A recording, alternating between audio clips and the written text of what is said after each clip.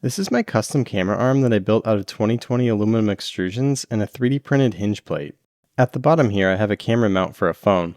I ended up getting these better knobs than the ones you'll see throughout the rest of the video. I originally had these much smaller knobs, but I found them difficult to use. The big knobs give you a much better grip, and I also added these little spacers to move the knob away from the surface of the hinge plates so there's clearance for your fingers.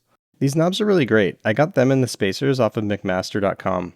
All of the parts and the relevant tools that I'll use in this video will be listed in the description below. Here's a comparison between the original smaller knobs I used and the upgraded ones. I designed this camera arm to mount onto a small track so you can place multiple tracks in different locations and be able to quickly move the arm around. Let me give you a quick demo of how this thing works. These two knobs screw into this metal piece that slides into the mounting track. You can slide the arm assembly onto the track and tighten these two small knobs to lock it down into place. Loosening the large knobs allows the arm to pivot in the orange hinge plate. Then you just tighten that down to lock it in place. I typically use a phone to record my videos, so I bought a high quality phone holder mount on Amazon.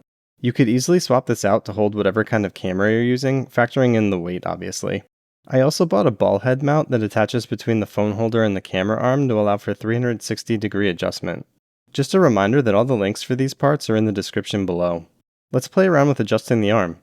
I like to do overhead videos at my workbench, and I wanted something that was optimized for quick adjustments so when I'm not filming I can rotate the camera up and out of the way. Then I have normal access to my work area. Whenever I want to film, I just have to adjust a single knob and swing the camera down and I'm ready to go. I also wanted something sturdy that wasn't going to shake all over the place when I touch the camera or bump it by accident. If we want to get crazy, we can extend the arm all the way out. This works fine with my phone. I don't think I would trust this with something heavier like a DSLR camera, for example. I designed and 3D printed the orange hinge plates. 3D printing is such an awesome tool for prototyping. However, I don't think that plastic is the most ideal material for this particular part. It's been working well for me for the past 6 months, but I'd really be interested in trying one of those online laser cutting services to potentially replace this with an aluminum part, maybe for a future video. Note that the STL files for this part are listed in the description below. Okay, let's get into the build.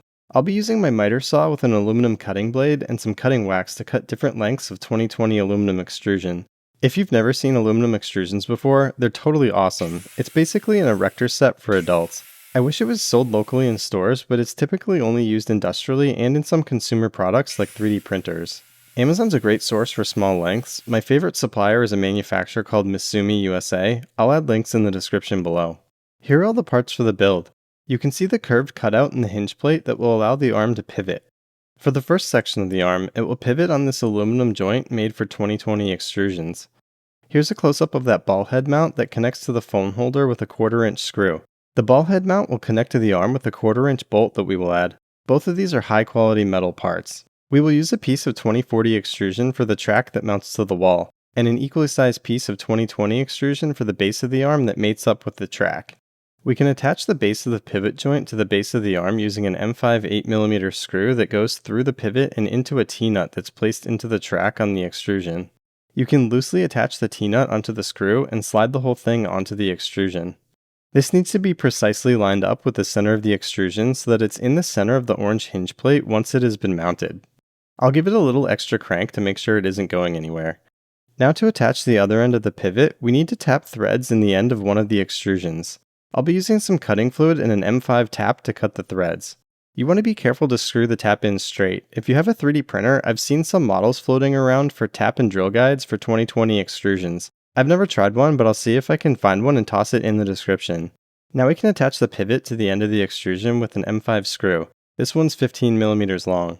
Let's reassemble the two halves of the pivot hardware with the screw that came with it. When putting on the orange hinge plate, I'm actively avoiding putting it on the same side as the screw that joins the pivot. If we mount it on the opposite side, we'll still have access to that screw if we need to adjust anything later.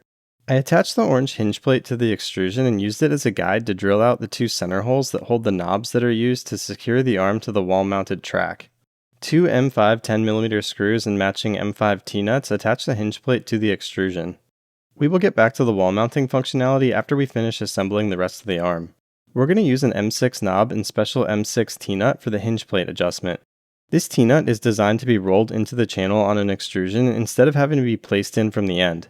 It has this little spring-loaded ball on the back that holds it in place. I chose this because of its ability to stay in place when nothing is screwed into it, basically making assembly easier.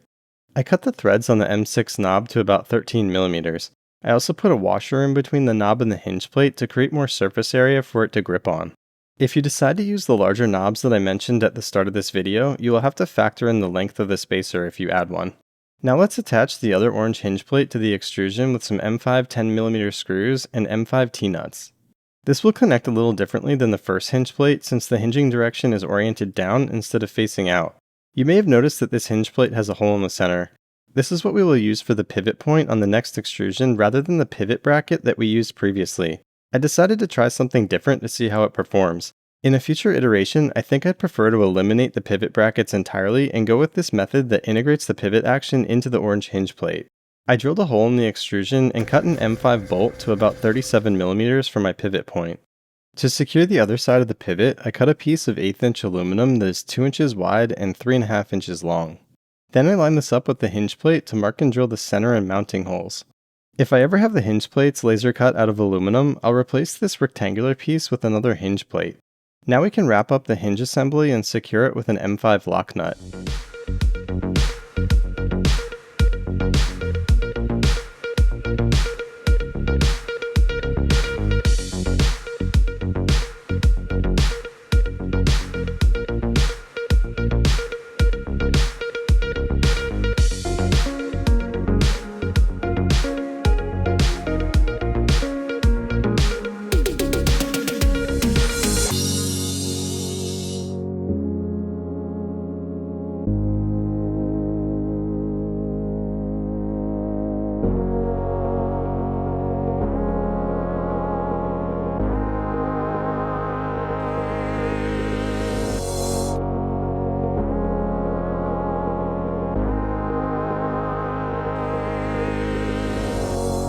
When I was cutting the extrusions on my miter saw, I also cut a piece of 1/8 inch aluminum angle stock that's 2 inches on each side. This will be our mount point for the 1/4 inch bolt that's used for attaching standard camera accessories. I need to cut off some of the excess aluminum from this angle bracket. Since I don't have a bandsaw, I'm just going to use a hacksaw. I used a file to round the bottom and knock off any sharp edges. Now we can drill a hole for the 1/4 inch, 1/2 inch long camera screw in the bottom. I will also drill mounting holes for M5 7mm screws where it will attach to the extrusion.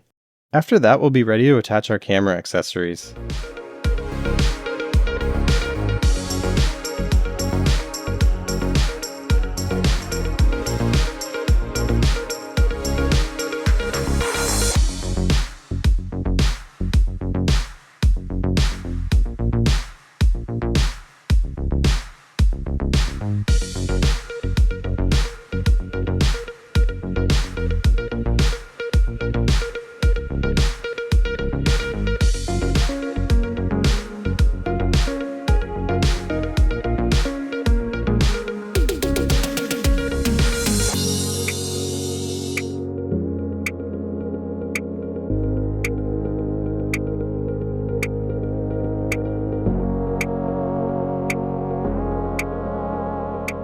Okay, the camera arm is done. Now all that's left to do is to finish the quick release mount.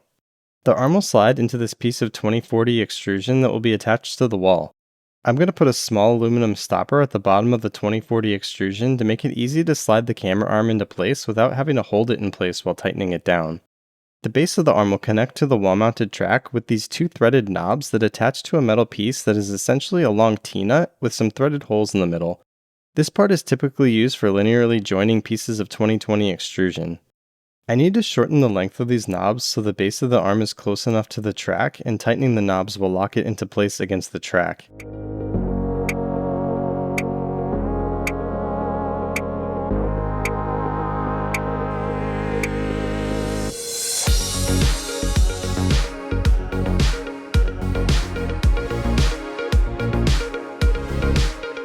Alright, well that's it for this build. If you enjoyed this video, please give it a like and consider subscribing. Thanks for watching!